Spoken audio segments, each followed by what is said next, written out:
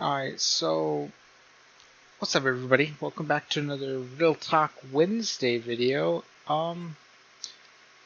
Here's what happened. So I originally recorded audio for this video, right? And the audio didn't record. I guess I got corrupted, or I don't know. It's just like it just wasn't there. So now I'm re-recording it, going over the gameplay of this video. So there's that. Um, but in this one, we're going to talk about retail, fast food, um, you know, customer service kind of deal. So I guess we're going to go over retail first. So we'll talk on the retail, right? Okay, so if you work in retail, you probably know what I'm about to bring up. And it's the fact that the jobs that, the performances that we have to perform for the amount of, I guess you say, gross gain, or like the amount of money you bring home, is laughable. And here's a couple of reasons. One, you have to deal with bullshit customers. Okay? Bullshit customers. Their shit. They come in, they want to, take their day out on you because they have a stick up their ass or whatever. Because you're just there and they're just like, let me take it on you because they know that you can't do nothing, or you won't do nothing because you'll lose your job. And so you have to deal with that. Okay, the second thing is your performance evaluation. A lot of retail jobs expect you to, especially customer service, especially fast food, expect you to bust your ass constantly nonstop for like no money whatsoever. Like what? Like, yeah, no. People are gonna like not do it. Why do you think, a lot of people, like, the thing is, a lot of CEOs or whatever, managers, always question, well, what doesn't my employee work? And it's because of the bullshit that they have to deal with, and they feel like they're not being paid enough for it. That's one of the reasons. It's another reason is just because they're fucking lazy. There are people that are lazy no matter what incentive. Like, they say they work the best jobs in the world, they get whatever days off they ask for. They get their vacation, but they just don't want to work. They want to get paid to sit on their ass, and there are people out there that are like that, and that's not who I'm talking about. I'm talking about people that bust their ass at work and have to deal with the bullshit that comes with, customers and, well, the work environment in general. So there's that one.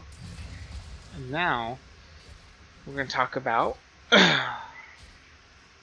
leading into that. What leads into that is why a lot of people leave their jobs, or that specific job, and there are a multitude of reasons. One of them is that. The second one is that the company or the manager they're working for, which generally is the company, because a lot of people will go up the chain if they're not comfortable with their work environment. They'd be like, well, my manager is, treating me this way. Is there any, like, they won't talk to the manager, they'll talk with the district manager, the person that's above them. Say, for example, you work in food industry and your manager is harassing you, so you go a step above to talk to the general manager or whatever, right? So they won't do anything. They tell you pretty much to suck it up, buttercup.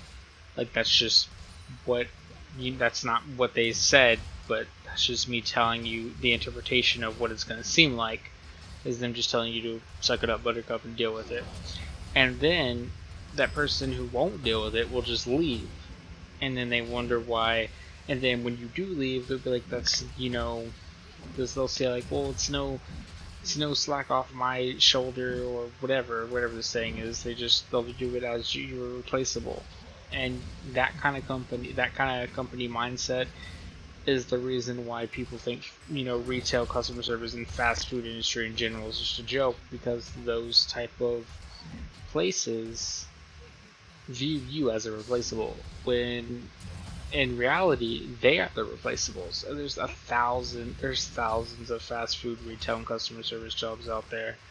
And if you're one of the people that busts ass, has great customer service, works your ass off, more than like 9 times out of 10, you're gonna get any job that you apply for in that general area because of just that in general. Because of your worth ethic and your worth, and the company just like won't care, and they don't. The company that you're leaving won't care about you, but they pretty much just lost a good employee, in other words. And it's funny because while you left, they're just going to replace you with somebody else that may not have the same worth ethic, or probably won't even. Wow, that was nice. Probably won't even like stay later, or come in on their days off, or that kind of thing. And they'll be like, well, this, like, they won't say anything because they're not allowed to, but I guarantee you they're like, well, we just lost a really good employee, we probably should have listened. And that's the sad part, is that the words of the grunts are or the words of those in the lower, or fate, or how the companies like to say how you're the smile or the face of the company. The words of you don't mean shit to them. In other words, they say that so that way it can look good, so that way they can make their company look better, whereas they don't really care about you. And you'll go. It's funny because you'll probably attend. Your company will probably force you to attend classes where they say it's all about you. You're the face of the company. You bring all the money in. They try and pump you up to make you feel important. But when you try to bring serious attention to serious matters, they'll turn right around and say, "Suck it up, buttercup." Like, that's just how it is. That's just what they'll do, and it's really sad that they'll do that. I find it just baffles me. So there's that. Yeah. I mean, that's pretty much kind of just what I recapped in general over what I said. But you know what? Here, let's go into let's give a little few examples. So, if you let's say you have a good job, right? Let's say your manager, you get your days off, you get your vacation that you put in, you have a great job, your managers listen to you, and all that kind of thing, but the money isn't good, right? So that sort of thing does happen. It's not to say that it is because of the company. I mean, it is, but like in a little, like, it's not for the store you work for. It's just that the company just doesn't really give much of a shit.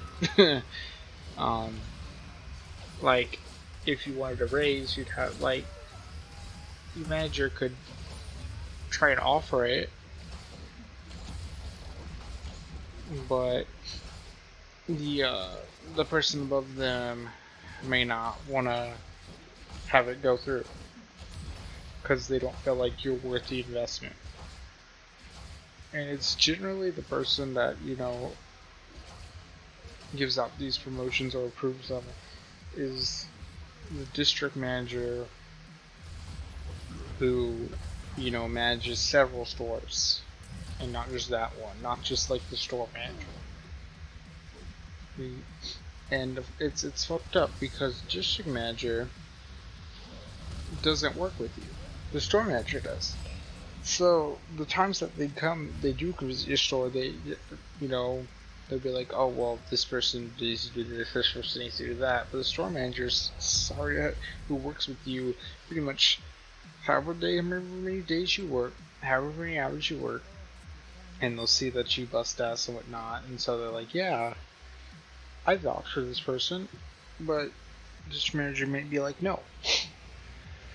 And they'll probably give you some excuse like, it's because you're not taking enough initiative, or you're not covering the things that you talked about, when in reality, they're only come like every, 3 months?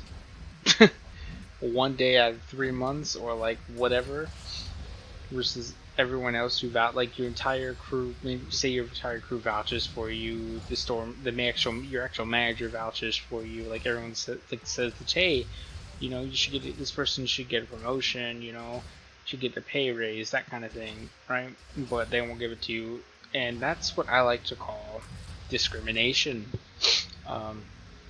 And you should probably, it's gonna suck, but you should probably leave that company, because that means you're not gonna go anywhere, or at least try to transfer to a different district in general, which sucks, and it does, but it means you're not gonna rise in the company, because even if you did bring it to a higher ups, like say somebody who's above that person, the person who approves these kind of things,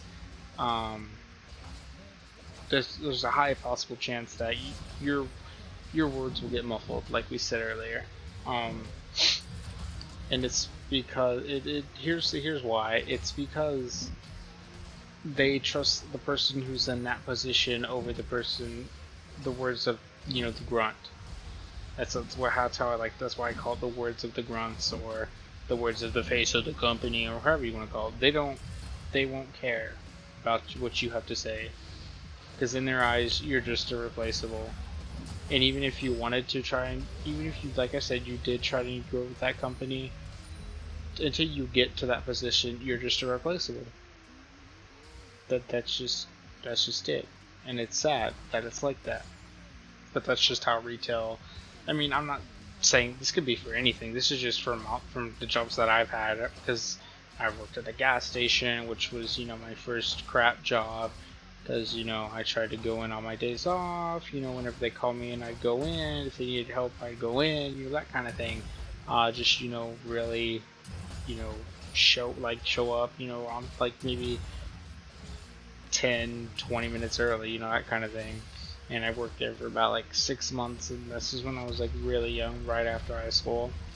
And I quit because there was one person who always called in, and I was always the one who had to come in for that person, or who I volunteered to. And then one day I said, no, I want my day off, because I only had one day off that whole week. And I had ordered takeout, and I was eating, and they called me, and I said, no, I'm not going to go in. So then they called the manager, and the manager, I kept telling him, no, I don't want to go in, no. And eventually it made it come out to where if you don't go in, you're going to lose your job, kind of ordeal. And that just kind of spiraled my attitude for that work. And so I reluctantly went in, because I didn't want to lose my job. But eventually I just quit the job. I was at a job for about like maybe a month or two, until one of my friends helped me get into a job that was a lot better. The manager was a lot better, the environment was a lot better, the workers were a lot better, that kind of thing.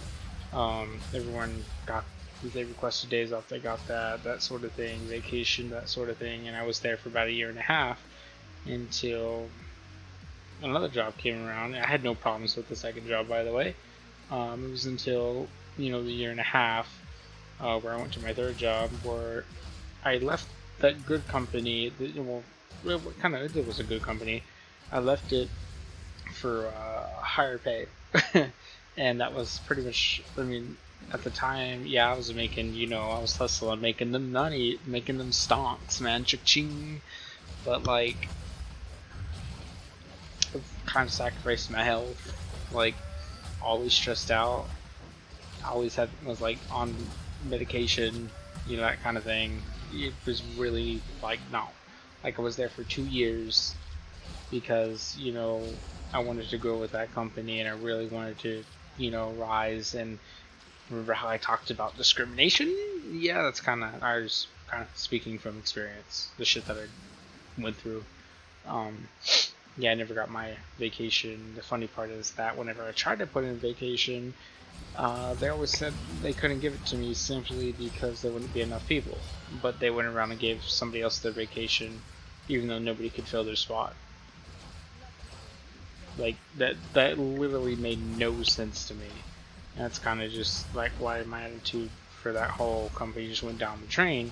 And that's why a lot of like companies will have good workers that may just stop giving a damn. They won't really work as hard anymore. They'll just be there to, as what the district at the time said, come in and collect a paycheck. Yeah, yeah, that's pretty much what most people do. They go in and they collect their paycheck because, I mean, and a real talk reality perspective, nobody goes to work. And I'm not talking about people like when I say work, I'm talking about work. I'm not talking about people that are pursuing their passion, doing something they love doing. Because when you do something you love doing, it's not called like you make money off of it. It's not called work because you don't view it as work. You just view it as like say because I'm a writer, so writing's my hobby. And if I made money on the side for my writings, I would still wouldn't consider it work because writing's my hobby. It's a passion I like to do. And they always say make your passions your career, um, that kind of deal. Because you're why would you want to make money doing something you're not happy with doing then when you can make money doing something that you are happy with doing, um, that kind of thing, right? And I just want to throw this out there. I'm not, some guidance counselor or therapist or whatever. This is just me speaking from my own experiences and my own real talk kind of opinions. Um, well, some of them are facts. But yeah, so when I say work, I literally mean work. And the people that nobody wants to work. Nobody really. Let's be honest. People don't want to go into their 9 to 5 job and work, and they honestly rather stay home, chill out, watch Netflix, read a book, something else.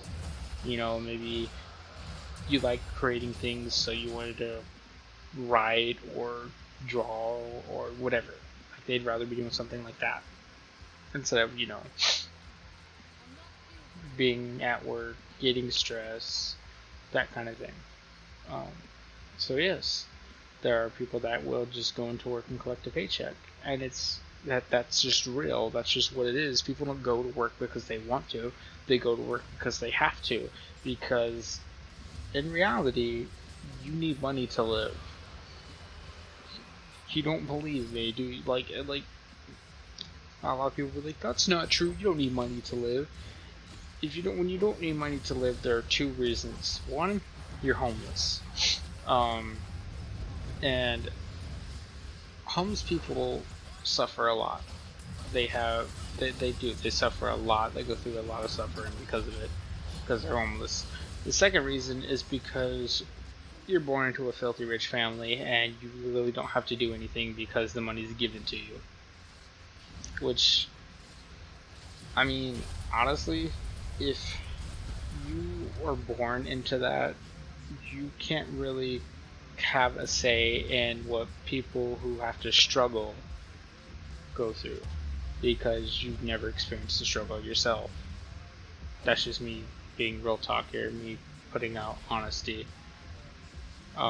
Because other people who have been through the struggle, like say somebody's been through the struggle, right? And they want to say, and they have money, and they want to say that if they like, I just don't think people that have been through the struggle that have money will say that you don't need money to live, because I feel like those people that went through the struggle, I'm sorry, went through the struggle and had money, will or have money,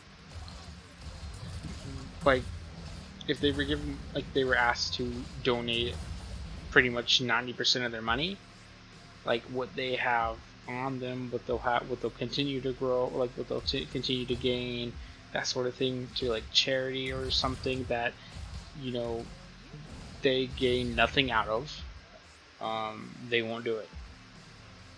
And I'm talking about their money, not like a company's, not their company's money, not something like that. I'm talking about their money from their wallet, their bank accounts, and I feel like they won't do it because they know they need that money to pay their bills, pay their card payments, pay their water, electricity, just their house, just anything, internet, that sort of thing. Because you need money to get food, to live, that kind of thing.